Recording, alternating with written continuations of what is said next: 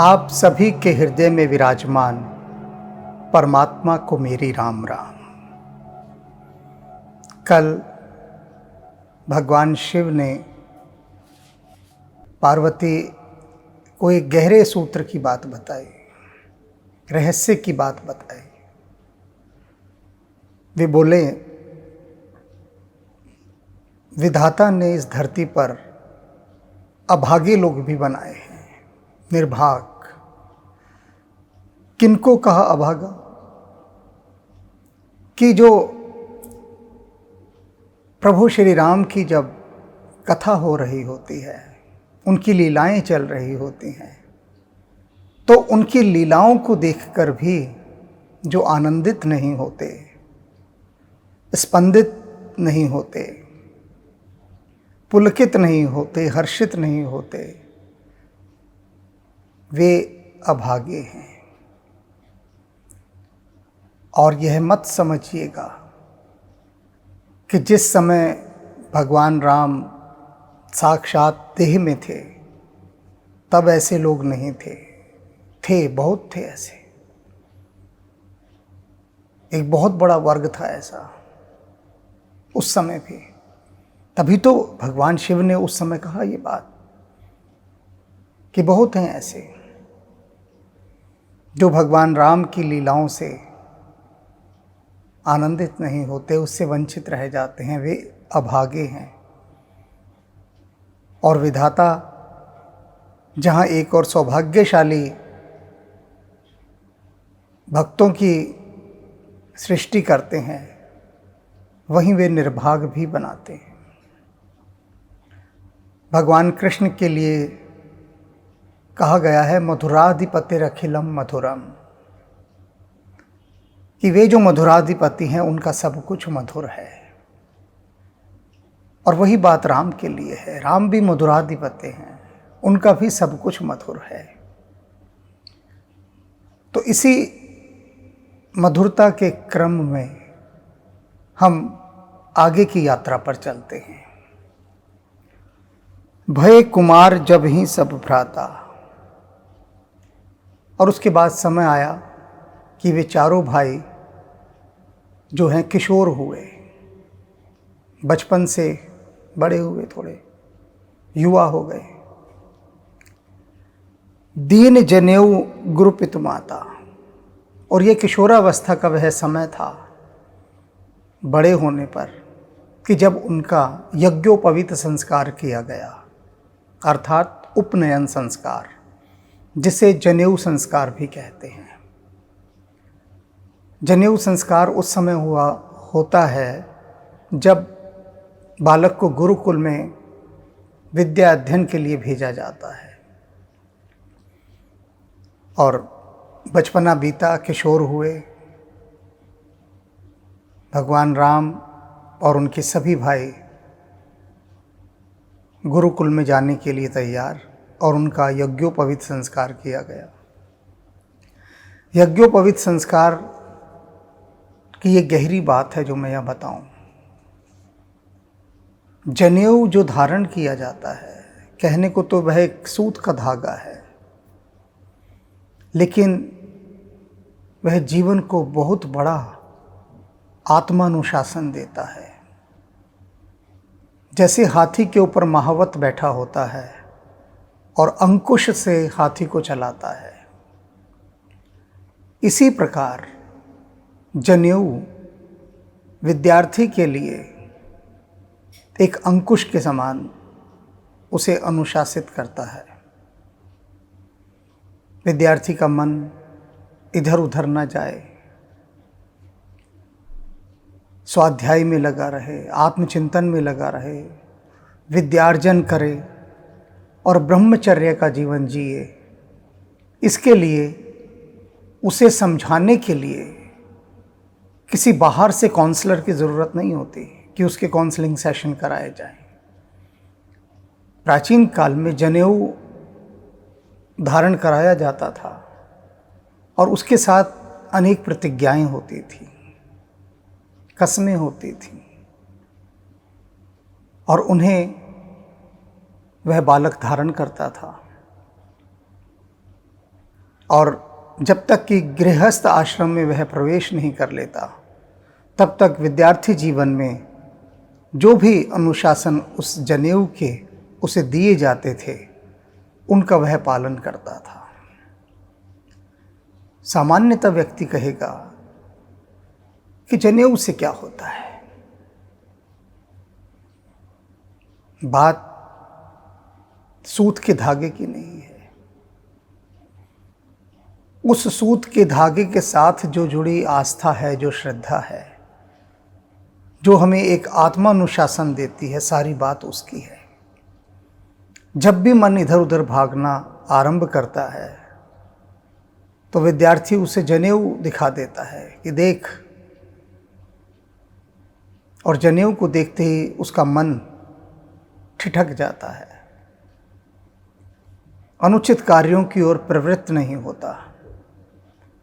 तो इससे क्या हुआ कि जनेऊ धारण करने से मिली प्रतिज्ञाओं के कारण, अनुशासन के कारण विद्यार्थी अपने मन को साधने की जो साधना है वह सफलतापूर्वक कर लेता था।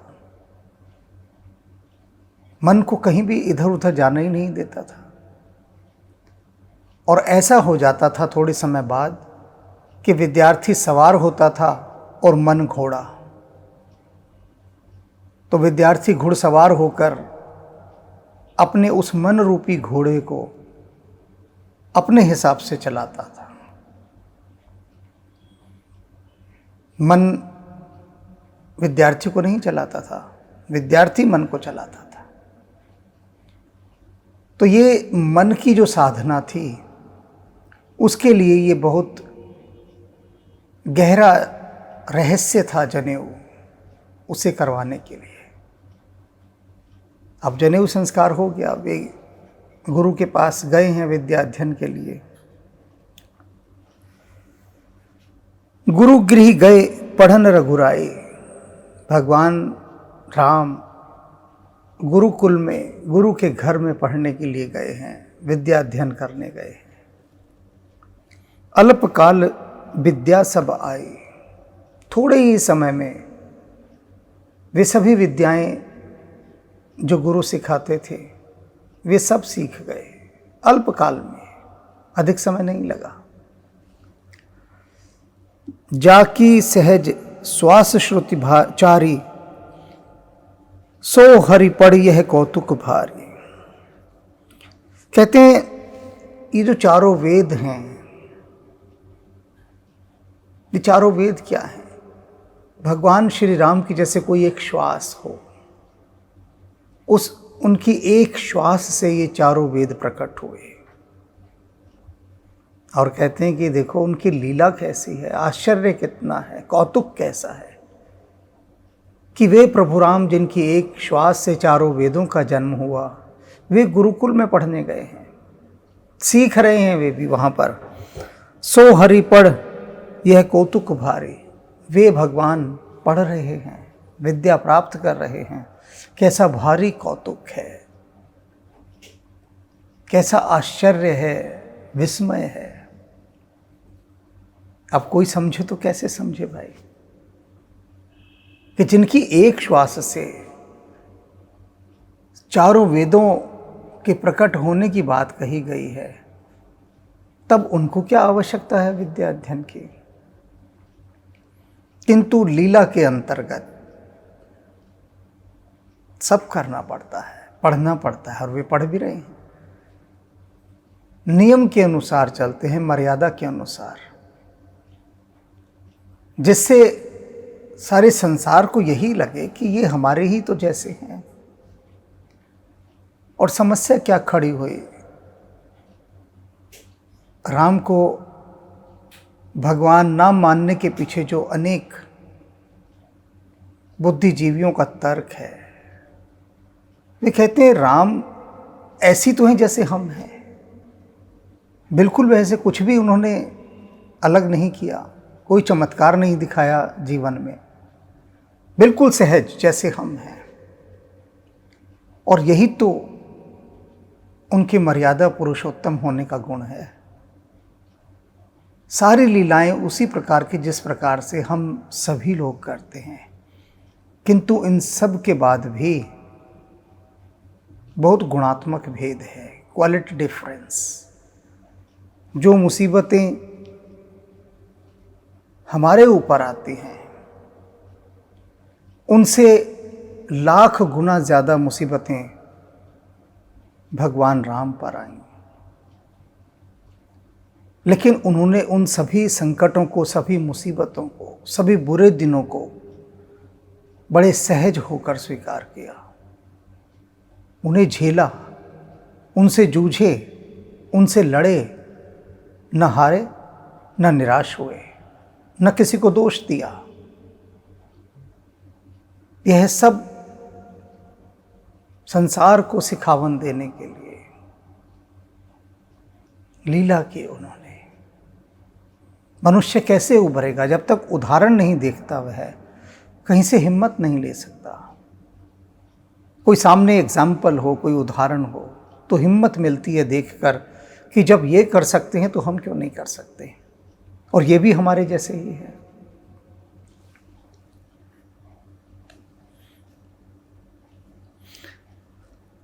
विद्या विनय निपुण गुणशीला, खेल ही खेल सकल नृपलेला।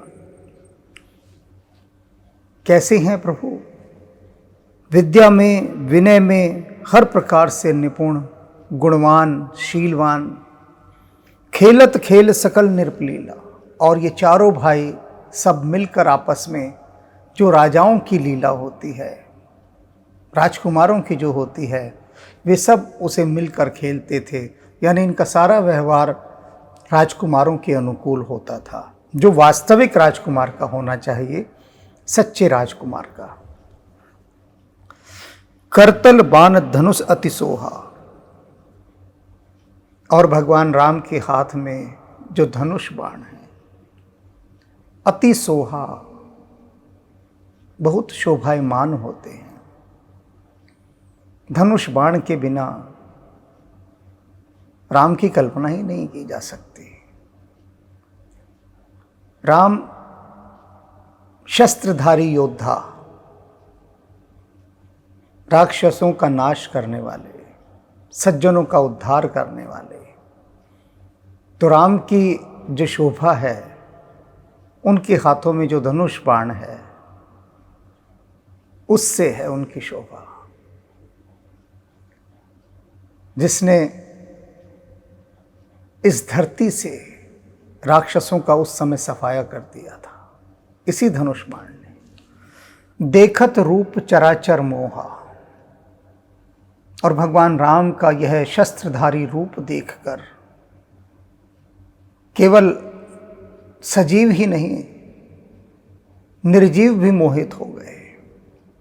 वे भी उनको अपलक देखते ही रहते थे। ऐसा शोभायमान रूप भगवान श्री राम का, शस्त्रधारी राम का। जिन्हें बीथन बिरहीं सब भाई, थकित होई सब लोग लुगाई। अयोध्या की गलियों में अपने भाइयों के साथ विहरते हैं भगवान श्री राम, और उनको देखकर थकित हो तो लोग लुगाए। जितने भी अयोध्यावासी हैं वे सब ठगे से रह जाते हैं, स्तंभित हो जाते हैं, आश्चर्य से भर जाते हैं उनको देखकर। क्या कारण है आश्चर्य से भर जाने का? कि राजाओं के कुमार भगवान श्री राम अपने भाइयों के साथ उनकी गलियों में विहर रहे हैं, घूम रहे हैं। राजाओं के पुत्रों का भला गलियों में क्या काम? वे तो राजमहलों में ऐश्वर्य को भोगेंगे, मनोरंजन करेंगे। गलियों में क्यों भटकने और डोलने आएंगे? तो अयोध्यावासी जब उनको देखते हैं गली गली डगर डगर घूमते हुए चारों भाइयों को, तो वे परम आश्चर्य, सुखद आश्चर्य से भर जाते हैं। और इनके सौंदर्य को देखकर भी आश्चर्यचकित हो जाते हैं। सारी बातें एक साथ। कौशलपुर बासी नर नारी वृद्ध अरुबाल, प्राणहु ते प्रिय लागत सब कहूँ राम कृपाल। ये जो राम कृपाल हैं, ये जो कृपालु राम हैं, ये अयोध्या वासियों में जितने भी लोग हैं, नर हैं, नारी हैं, वृद्ध हैं, बच्चे हैं, सबको गिन लिया। वे सभी प्राणों ते प्रिय लागत, उनको भगवान श्री राम प्राणों से भी अधिक प्रिय हैं। वे राम कृपाल। अब प्रजा को राजा दशरथ के ये जो चारों पुत्र हैं और उनमें भी भगवान राम जो हैं, उनके सबसे बड़े पुत्र राम, राजकुमार राम, प्रजा को प्राणों से भी अधिक प्यारे क्यों लग रहे हैं? ये सोचने वाली बात है। सामान्यतः ऐसा नहीं होता, लेकिन हो रहा है यहाँ। क्यों? क्योंकि यहाँ पर एक बात का उल्लेख किया है साथ में कि राम कृपाल, वे जो कृपालु राम हैं। अब कैसे कृपालु हैं ये, इसके बारे में अभी नहीं, थोड़ी सी देर में बताऊंगा। इन पंक्तियों को अगली पंक्तियों के साथ जोड़कर जब हम देखेंगे, तब राम के कृपालु रूप का हमें जो दृश्य दिखाई देगा, वह इस बात को सुस्पष्ट कर देगा कि अयोध्या वासियों के लिए राम प्राणों से भी अधिक प्यारे क्यों हैं। बंधु सखा संग लेह बोलाई, वन मृग्यानित खेले ही जाए। भगवान राम अपने भाइयों को, मित्रों को, सबको इकट्ठा करते हैं और इकट्ठा करने के बाद उनको लेकर आखेट पर जाते हैं, अर्थात शिकार करने जंगल में। विद्या अध्ययन तो हो गया।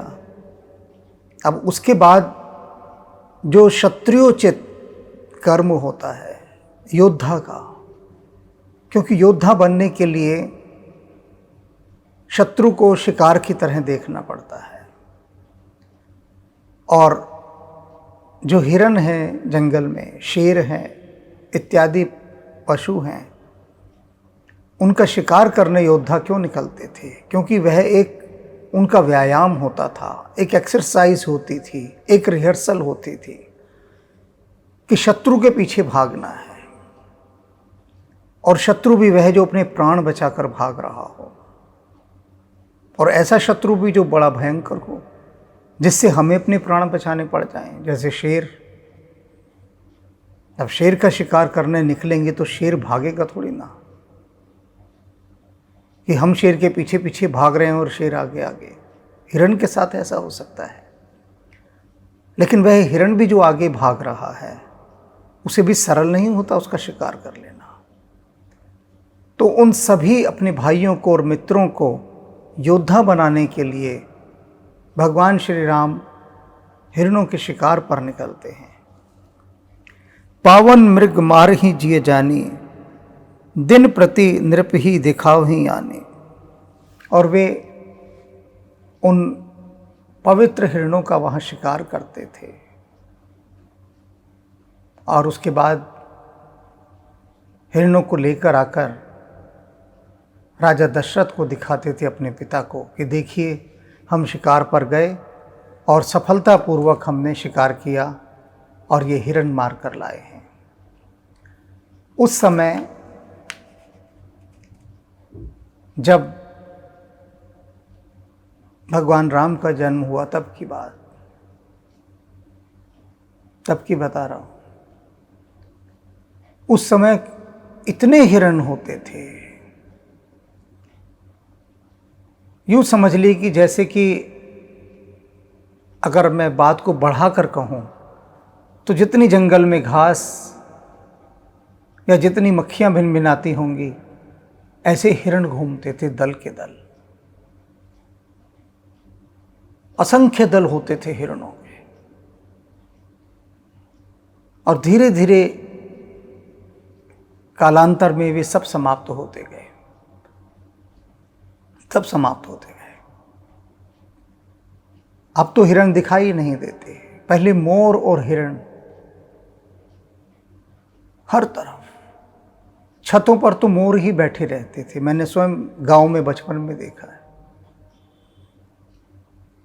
कि छत पर सो रहे हैं और 10-12 मोर बैठे हैं वहां पर, सभी की छतों पर, केवल ये नहीं कि हमारे ही घर की छत पर बैठे हैं, पूरे गांव में। और पूरे गांव में ऐसी पुकार मची होती थी मोरों की, और फिर मोर अपने पंख गिरा जाते थे, जिनको हम चंदे बोलते थे, कि मोर के चंदे उठाने जा रहे हैं। हर एक के घर में इतने इतने भरे हुए होते थे मोर पंख, क्योंकि मोर इतने अधिक थे। तो उस काल में हिरण इतनी अधिक संख्या में थे कि सहज रूप से उनका शिकार किया जाता था।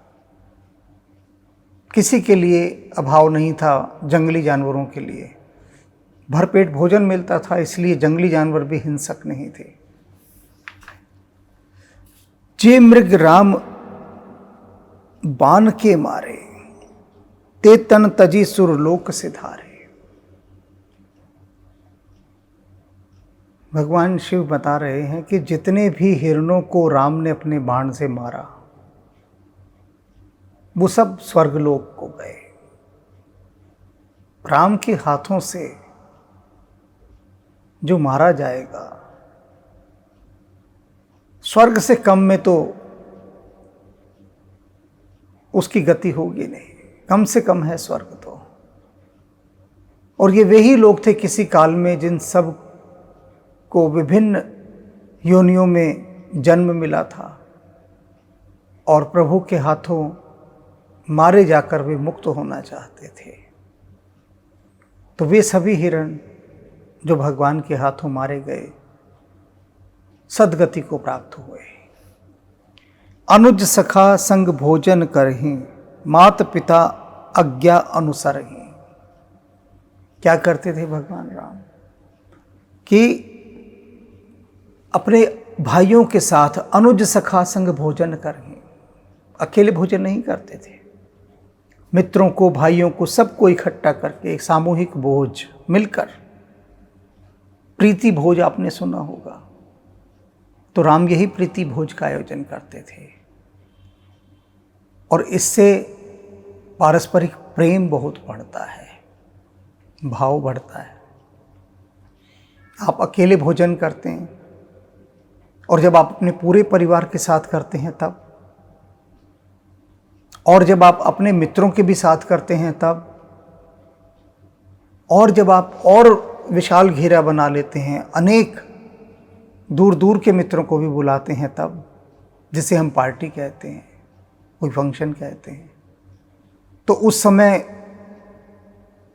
कैसा प्रेम बरसता है जब आपके सभी मिलने जुलने वाले चारों तरफ हों और फिर आप भोजन कर रहे हो। और यहाँ पर ये बात राम के माध्यम से सीखने को मिल रही है कि कम से कम एक समय का भोजन तो पूरे परिवार को एक साथ मिलकर करना चाहिए।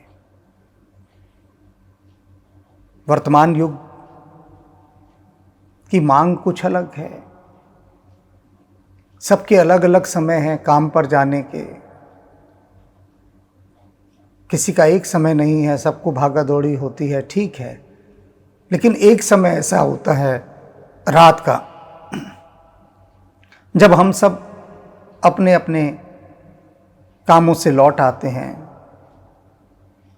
तो रात्रि भोज कम से कम, जिसे डिनर कहते हैं, वो परिवार के साथ होना चाहिए। जैसे कि भगवान राम तो अपने सभी मित्रों और बंधु बांधवों के साथ भोजन करते हैं। माता पिता आज्ञा अनुसार ही, और क्या करते थे, माता पिता की आज्ञा के अनुसार कार्य किया करते थे। जेहि विधि सुखी होई पुर लोगा, करही कृपा निधि सोई संजोगा। अब यहां उस बात का उत्तर आ रहा है कि क्यों अयोध्यावासी प्रजाजन भगवान राम पर जान छिड़कते थे, उनको प्राणों से भी अधिक प्रिय थे। यहाँ इन पंक्तियों में उस बात का उत्तर है। पूरा प्रयास रहता था भगवान राम का। अब वे क्या हैं?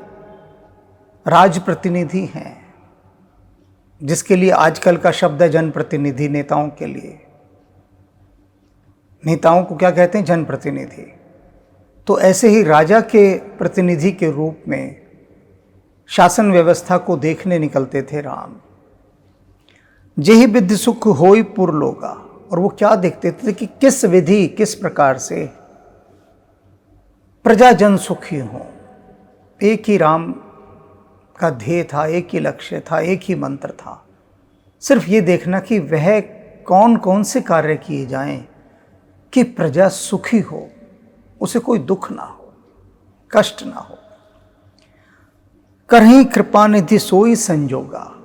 और वे जो कृपा के भंडार हैं, कृपा की राशि हैं, वे भगवान श्री राम सोई संजोगा, वही संयोग बिठाते थे, वैसा ही आयोजन करते थे जिससे प्रजा के लोग सुखी रह सके। करहीं सोई संजोगा, वैसे सिचुएशंस क्रिएट कर देते थे हर प्रकार से कि प्रजा सुखी हो जाती थी। और जब प्रजा सुखी होगी, प्रजा ये देखेगी कि राजा का पुत्र उनके लिए कैसा मारा मारा फिर रहा है। हर समय उसको एक ही चिंता है कि प्रजा को कोई कष्ट ना हो, कोई दुख ना हो। कोई आपके लिए बहुत अच्छा करेगा, आपको सुख से भर देगा, तो आपको वह प्राणों से प्यारा लगेगा या नहीं लगेगा? बिल्कुल लगेगा। तो ये जो पंक्तियां थी, जेहि विधि सुख होई पुर लोगा, करहीं कृपा निधि सोई संजोगा, इन पंक्तियों के लिए, सिर्फ इन पंक्तियों की व्याख्या के लिए हनुमान जी ने मुझसे वनवास उपन्यास लिखवा दिया पूरा। एक उपन्यास में इन पंक्तियों की व्याख्या हुई है। और ये बात मैं क्यों बार बार आपसे कहता हूं, क्यों बार बार इस वनवास उपन्यास की? तो ये बात जाननी है ना, तो सिर्फ एपिसोड 52 इसका दोबारा से देख लीजिएगा, रामचरितमानस का 52वां एपिसोड। उस 52वें एपिसोड में इस बात का अच्छे तरह से उल्लेख कर दिया गया है, समझाकर कि क्यों मैं ये बात बार बार कहता हूं। और मैं खुद नहीं कहता, हनुमान जी कहते हैं, चेताते रहो, जगाते रहो। देखा है ना वो प्रहरी रात का पुकारता रहता है, जागते रहो, जागते रहो, सजग रहो, अवेयर रहो। तो राम के प्रति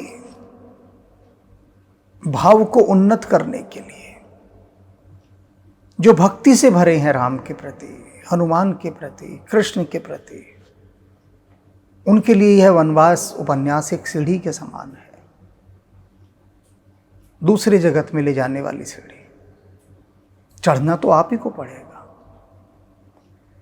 और जो नहीं मानते राम को और कृष्ण को, हनुमान को, या किसी भी तरह से भक्ति भाव को नहीं मानते, उन लोगों ने भी जब इस उपन्यास को पढ़ा तो उन्होंने एक ही शब्द कहा कि Ram is a great administrator. Great भी बोला उन्होंने कि ग्रेट एडमिनिस्ट्रेटर। तो मैंने कहा ठीक है, जाकी रही भावना जैसी, प्रभु मूरत तिन देखी तैसी।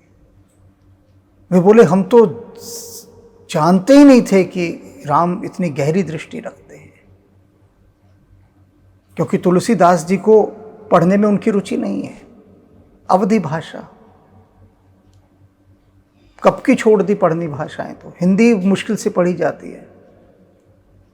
तो ये उपन्यास है, नॉवल, तो नॉवल को सहजता से कथा के रूप में वो पढ़ते जाते हैं। और एक भक्त ने नासिक से मुझे लिखा कि ये जो राम की पुस्तकें हैं, आप इनको ग्रंथ क्यों नहीं कहते, उपन्यास क्यों कहते हैं? उनके मन की स्थिति में समझ गया। क्योंकि एक काल तक इतने जासूसी उपन्यास आए, सामाजिक उपन्यास आए कि उपन्यास शब्द की छवि समाप्त हो गई, नीचे गिर गई, भाव गिर गया, साख गिर गई। उपन्यास शब्द उपनिषद के साथ का शब्द है, और उपन्यास का मतलब होता है जिसका बहुत अच्छे से श्रृंगार हुआ हो, बहुत ही अच्छे से श्रृंगार। एक ऐसी कथा जो दिव्यात्माओं के लिए लिखी गई हो, महापुरुषों के लिए लिखी गई महान कथाएं जो बहुत अच्छे ढंग से श्रृंगारित की गई हैं, जिनका बहुत अच्छा श्रृंगार हुआ हो, उनको उपन्यास कहते हैं। तो राम किस गहराई से प्रजा को देखते हैं, भीतर अंतरतम में कैसे वे जुड़े हुए हैं प्रजा के सुख के साथ, यह सब राम के उस कृपालु होने का प्रमाण है। वेद पुराण सुन ही मन लाई, आप कहीं हैं अनुजह समझाए। और कहते हैं वेद पुराण इन सब को मन लगाकर भगवान राम सुना करते थे, सब कुछ जानते हैं। कभी भगवान राम ने ये नहीं कहा, जैसे लोग कह देते हैं हाँ हमें सब पता है। वो पता नहीं होता, वो सिर्फ इन्फॉर्मेशन होती है। ब्रेन को एक मैसेज पहुंचा होता है किसी चीज़ का, और उसकी इन्फॉर्मेशन ब्रेन के पास होती है, बस वो पता होना सिर्फ इतना ही होता है। लोग कहते हैं हाँ हमें सब पता है समाधि का क्या होती है। क्या पता है भाई? इन्फॉर्मेटिव, सूचनात्मक। कहीं से एक लाइन पढ़ ली, बात समाप्त हो गई। लेकिन समाधि का अनुभव तो नहीं है ना। पता होना एक अलग बात है, अनुभव होना एक भिन्न बात है। तो जैसे लोग कह देते हैं हमें सब पता है, भगवान राम ने कभी नहीं कहा कि मुझे वेद पुराण उपनिषद मुझे क्या सुना रहे हो, मुझे सब पता है। फिर भी सुने, और न केवल स्वयं सुने बल्कि आपहु कहीं अनुजह समझाए, और अपने जो छोटे भाई हैं सारे, उन सबको भी वेद और पुराण कहे, समझाए, उनको अग्रसर किया ज्ञान मार्ग की ओर, समझाया मर्म वेदों का, पुराणों का। प्रातः काल उठ के रघुनाथा, मात पिता गुरु नाव ही माथा।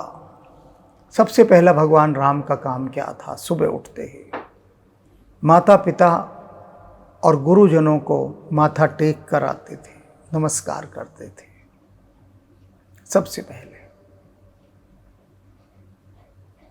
आज भी अनेक बड़े बड़े राजनेता हैं, उनके बच्चे हैं,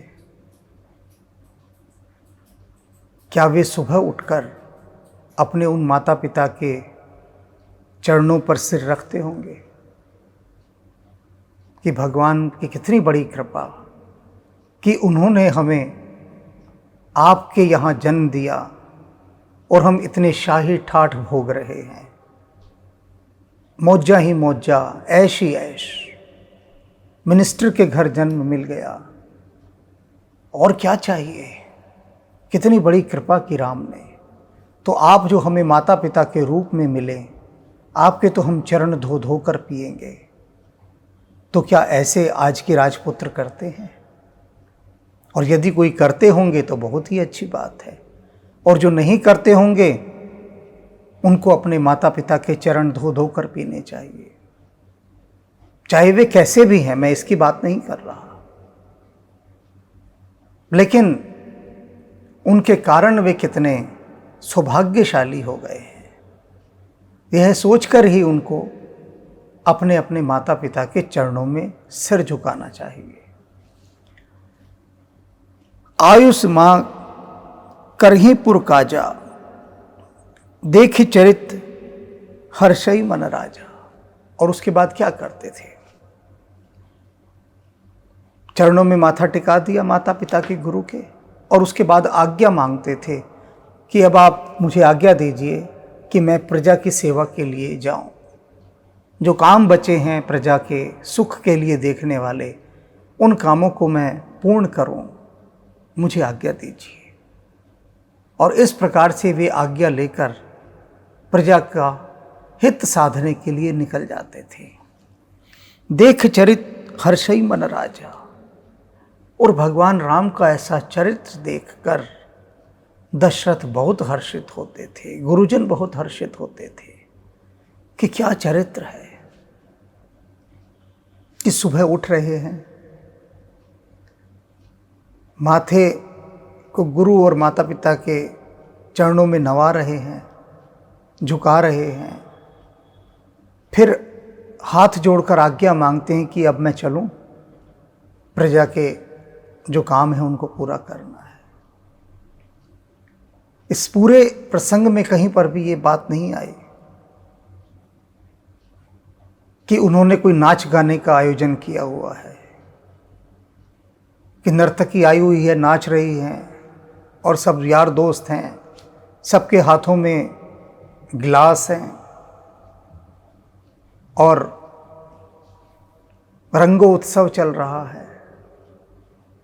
ऐसा कहीं नहीं है, क्योंकि फुर्सत ही नहीं मिलती थी भगवान राम को, प्रजा के इतने काम होते हैं। यदि सच में प्रजा का हित साधने कोई नेता निकले तो अपने लिए समय बचता ही नहीं, इतने काम होते हैं प्रजा के लिए। यदि कोई जुट जाए उसमें, और भगवान राम जुटे हुए थे, अन्य भी थे उस काल के राजपुत्र बहुत सारे, वे सब विलासी जीवन जीते थे, लेकिन भगवान राम परमार्थ का जीवन, और उसी उनके उस चरित्र, उस जीवन को देखकर तो दशरथ बड़े आश्चर्यचकित हैं, हर्षित हैं। और इसी के कारण प्रजा के प्राणों के प्यारे हैं भगवान श्री राम। व्यापक अकल अनेहि अज निर्गुण नाम न रूप, भगत हेतु नाना विध करत चरित्र अनूप। कहते हैं वे श्री राम जो नाम रूप गुण इन सभी से परे हैं, किसी में नहीं बंधते, वो अजन्मे हैं, अपार हैं, और वे ही भगवान श्री राम जो गुणातीत हैं, इंद्रियातीत हैं, वे भगत हेतु नाना विध करत चरित अनूप। अपने भक्तों के लिए, अपने प्रजाजनों के लिए कितने सुंदर अनूप चरित्रों की रचना कर रहे हैं, खेल खेल रहे हैं, लीला कर रहे हैं, उनकी सेवा कर रहे हैं। वास्तव में जन सेवक बने हुए हैं भगवान राम। वे जो सबके स्वामी हैं, वे सेवक बने हुए हैं। यह सब चरित्र कहाँ मैं गाई, आगिल कथा सुनहु मन लाई। अब तुलसीदास जी क्या कह रहे हैं कि ये इतना जो चरित्र था, यह सब मैंने आपको विस्तार पूर्वक बता दिया, सब गाकर सुना दिया। अब आगे की कथा भी मन लगाकर सुनिए। आगिल कथा सुनू मन लाई।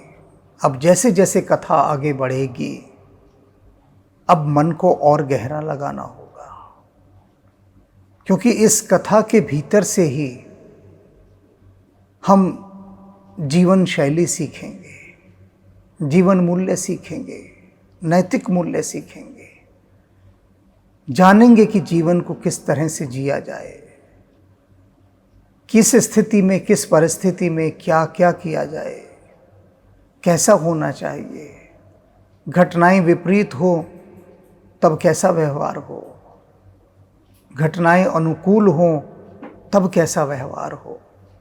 ये सारी बातें भगवान राम के इस चरित्र में हम पग पग पर देखेंगे, लेकिन हमें उन्हें खोजना होगा, खोजना होगा।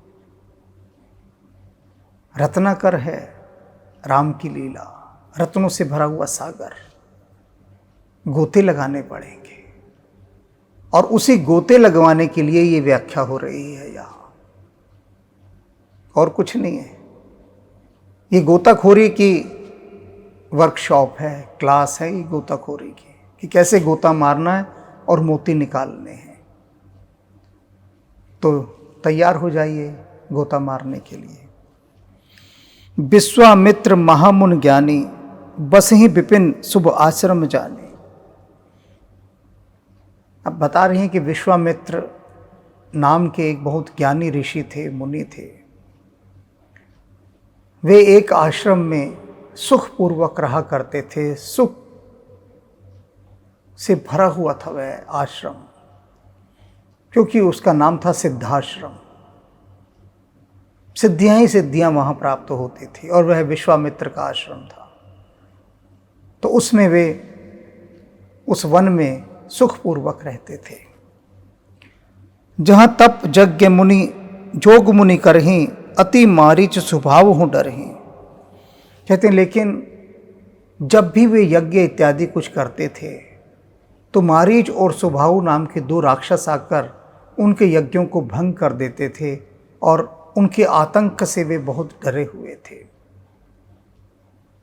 रावण का स्पष्ट निर्देश था। और ये मारीच और सुभाव कौन है?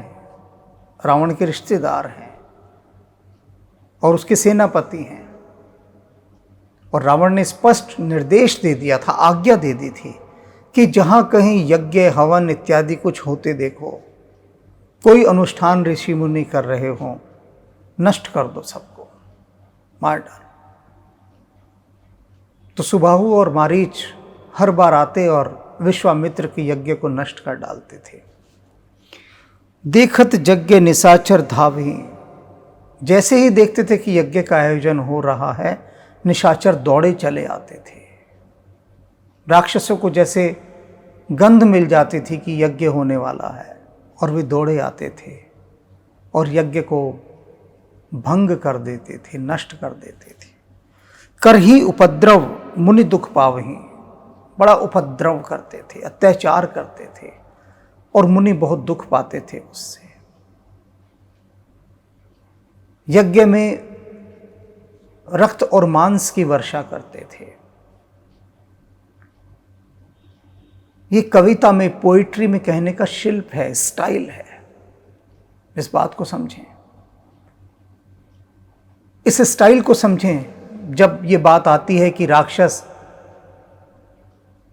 यज्ञ करते हुए ऋषि मुनियों के मध्य रक्त और मांस की वर्षा करते थे, तो उसका अर्थ ये नहीं है कि वे जंगल में जाते थे, कोई हिरन या बकरा मार कर लाते थे और उसका मांस और रक्त वहां पर फेंक देते थे। ये नहीं है। इसका अर्थ है कि वहीं के लोगों को मार डालते थे वो।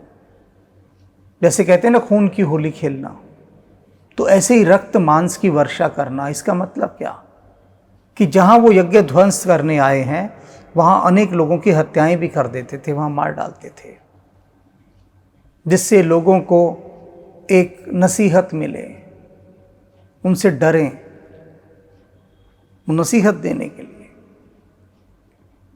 और इसके कारण ऋषि मुनि सब बहुत दुख पा रहे थे, बहुत दुखी थे। क्या करें, क्योंकि कोई भी राजा उनकी मदद करने के लिए तैयार नहीं था।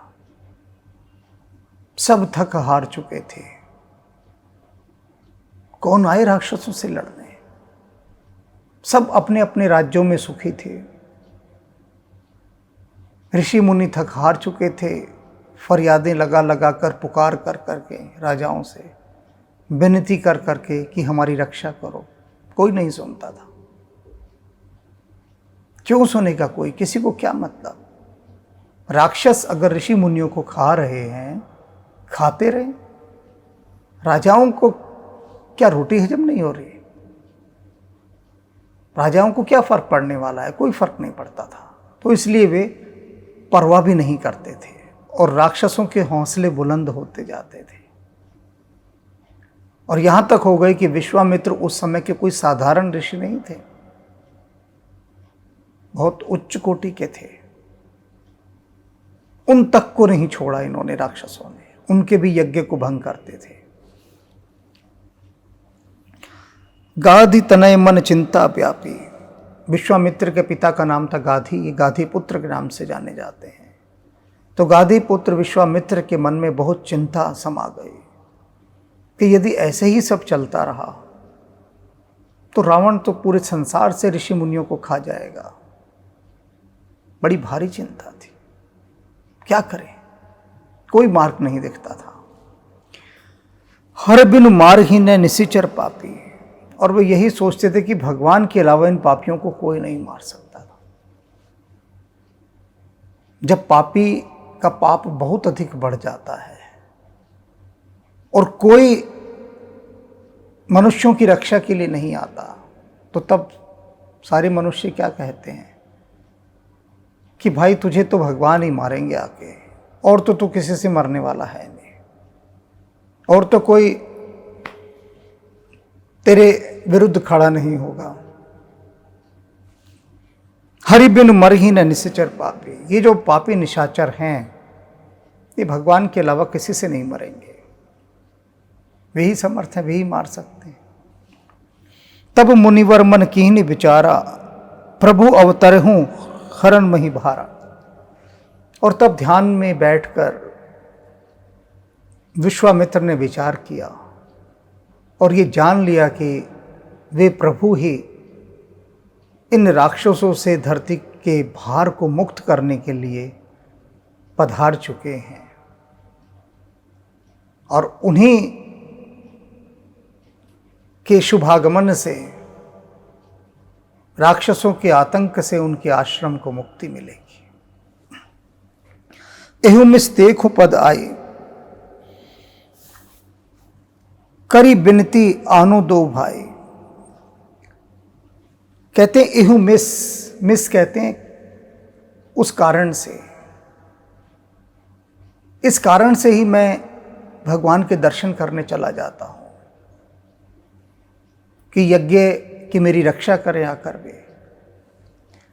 कर बिनती आन दो भाई, और दोनों भाइयों को, राम और लक्ष्मण को मैं यज्ञ की रक्षा के लिए ले आऊँगा, विनती करूँगा वहाँ जाकर दशरथ से, और इसी मिस माने इसी बहाने मैं उनके दर्शन भी कर लूँगा प्रभु के।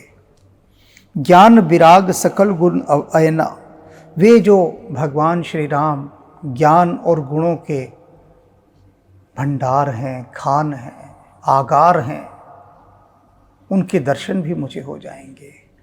सो प्रभु में देखब भर नयना, और उस समय में नयन भर के, आंखें भर के भगवान के दर्शन कर लूँगा, उन्हें आँखों ही आँखों से अपने हृदय में उतार लूँगा। तो मुझे चलना चाहिए जिससे कि मैं दशरथ से जाकर उनके इन दोनों पुत्रों को अपनी यज्ञ की रक्षा के लिए मांग लूँ। बहुविधि करत मनोरथ, जात लागी नहीं बार, कर्म जन सरहूं जल, गए भूप दरबार। और जैसे ही ये भाव उनके मन में आया तो उन्होंने फिर देर नहीं लगाई। कहते हैं ना, शुभ काम में देरी नहीं करनी चाहिए। बिल्कुल वो तत्काल चल दिए दशरथ से मिलने के लिए, और कर्मज्जन सरयू जाकर सबसे पहले सरयू नदी में स्नान किया, और स्नान करने के बाद गए भूप दरबार, राजा दशरथ के दरबार में जाकर उपस्थित हो गए। बहुत बड़ी घटना है ये, बहुत बड़ी घटना। कोई भी ऋषियों की रक्षा के लिए नहीं आ रहा, और अब विश्वामित्र दशरथ के पास पहुंच गए हैं उनके दरबार में कि वे राम और लक्ष्मण को उनसे मांग लें, जिससे वे दोनों उनके यज्ञ की रक्षा कर सकें और मारीच और सुबाहु से उनको मुक्ति मिल सके, ये राक्षस जो सदा सताते हैं। अब हम देखेंगे कि क्या दशरथ राम को विश्वामित्र के साथ चलने की अनुमति दे देते हैं। आप सोच रहे होंगे कि ये मैं कैसा प्रश्न कर रहा हूँ, सारा संसार जानता है कि वे अनुमति दे देते। भगवान राम जाएंगे और मारेंगे उन सबको, लेकिन नहीं। मैंने क्या कहा, थोड़ी देर पहले क्या कहा था कि ये सारे उत्तर इन्फॉर्मेटिव आंसर हैं। इन्फॉर्मेटिव आंसर, एक इन्फॉर्मेशन आपके माइंड में सेट है, मस्तिष्क में एक सूचना वहाँ पर लिखी हुई है पहले से कि विश्वामित्र जाएंगे, राम लक्ष्मण को मांगेंगे दशरथ से, और उसके बाद उनसे लेकर राम और लक्ष्मण को विश्वामित्र जंगलों में चले जाएंगे अपने यज्ञ की रक्षा के लिए, राम और लक्ष्मण को साथ लेकर। ये इन्फॉर्मेशन है अभी आपके सभी के माइंड में, लेकिन इसके पीछे का जो रहस्य है, गहराई है, इसके भीतर जो मोती छिपे हैं, उन्हें तो गोता मारकर निकालना है ना। अब इसी प्रसंग को जब हम अब कल गोता मारने के बाद मोती निकालेंगे इसके अंदर से, तब पता लगेगा कि कितनी गहरी बात थी, छोटी घटना नहीं है। और अब ये जो बात शुरू हो रही है, या जो मेरा वनवास उपन्यास है पहला, जो हनुमान जी ने ही पूरी तरह से लवलीन होकर लिखवाया है, ये दोनों चीज़ें, कल का ये जो अगला एपिसोड होगा और ये वनवास उपन्यास, ये सब पॉलिटिशियंस के पढ़ने के लिए बहुत ज़रूरी है, राजनेताओं के लिए। ये उन्हीं के लिए लिखवाई गई हैं चीज़ें। जन सामान्य पढ़कर आनंदित होगा, अपना विकास करेगा, लेकिन यदि कोई राजनेता वनवास उपन्यास पढ़ लेगा तो बहुत शॉर्टकट के रास्ते से वो प्रभु के द्वार तक पहुंच जाएगा। ये मैं टॉप सीक्रेट्स हैं जो बता रहा हूं, क्योंकि इन पर चलना बहुत मुश्किल है, इसलिए इनको अगर जग जाहिर भी कर रहा हूं, मैं ओपन भी कर रहा हूं, तो कोई समस्या नहीं है, क्योंकि मैं जानता हूं इस पर कोई चल ही नहीं सकता। वही चलेगा जो राम से शक्ति पाएगा। हनुमान संकट मोचन बन जिसका मार्गदर्शन करेंगे, वही चलेगा। पढ़ ही नहीं पाएगा, पहले तो पढ़ने का चरण है, चलने का तो बाद में आता है। तो अभी हम चलते हैं कल का गोता लगाने की तैयारी में, बहुत सारे रत्न निकालने हैं। आप भी तैयारी कर लीजिए, क्योंकि कल विश्वामित्र दशरथ के सामने होंगे। बहुत संवेदनशील स्थिति है, गंभीर स्थिति है। कल देखें क्या प्रभु लीला दिखाते हैं। भय कुमार जब ही सब भ्राता, दीन जनेऊ गुरु पितु माता। गुरु गृह गए पढ़न रघुराई, अल्प काल विद्या सब आई। जाकी सहज श्वास श्रुतिचारी, सो हरि पढ़िय कौतुक भारी। विद्या विनय निपुण गुणशीला, खेलई खेल सकल नृपलीला। करतल बाण धनुष अति सोहा, देखत रूप चराचर मोहा। जिन बीथिन बिर रही सब भाई, थकित होई सब लोग लुगाई। कौशलपुरवासी नर नारी वृद्ध अरु भाल, प्राणऊ ते पिर लागत सब, कहूँ राम कृपाल। बंधु सखा संग ले बोलाए, बन में ज्ञानित खेल ही जाई। पावन मृग मारई जिय जानी, दिन प्रति नृप ही देखावही आनी। जे मृग राम बाण के मारे, ते तनु तजि सुर लोक सिधारे। अनुज सखा संग भोजन करही, मातु पिता आज्ञा अनुसरही। जेहि विधि सुखी होई पुर लोगा, करहै कृपा निधि सोई संजोगा।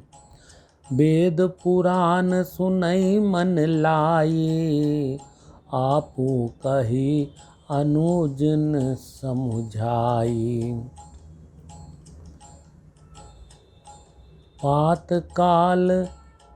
प्रात काल उठ के रघुनाथा, मात पिता गुरु नावई माथा। आयुष माग करई पुर काजा, देखी चरित हर सई मन राजा।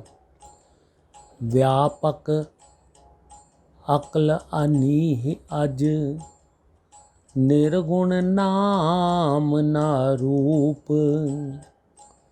भगत हेतु नाना विधि, करत चरित अनूप। यह सब चरित कहा मैं गाई, आगली कथा सुनऊ मन लाई। विश्वामित्र महामुनि ज्ञानी, बसहि विपिन शुभ आश्रम जानी। जय जप यज्ञ जोग मुनि करही, अति मारीच सुबाहुई डरही। देखत यज्ञ निशाचर धावई, करही उपद्रव मुनि दुख पावई। गादि तनय मन चिंता व्यापी, हरि बिनु मरहि न निशिचर पापी।